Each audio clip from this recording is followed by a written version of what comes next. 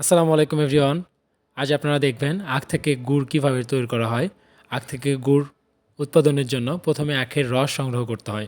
আর আখের রস সংগ্রহ করার জন্য একটি যন্ত্র ব্যবহার করা হয়। এরপরে সংগৃহীত রস একটি ট্রের মধ্যে নিয়ে তা চুলার উপরে দিয়ে জাল দিতে হয়। আর আখের রস থেকে গুড় তৈরি করতে 4 থেকে 5 ঘন্টা সময় লাগে। এখানে ধাপে ধাপে কাজগুলো সম্পূর্ণ করা হয়। কিছু সময় পর পর এরকম করে ময়লা সেকে গুড় থেকে ময়লাগুলো অপসারণ করতে হয়। এরকম ছাঁকনি দিয়ে সেকে সেকে রসের সে ময়লাগুলো অপসারণ করা হয়, যাতে আমরা ভালো কোয়ালিটির গুড় পেয়ে থাকি। এখানে গুড়ের বীজ রেডি করা হচ্ছে।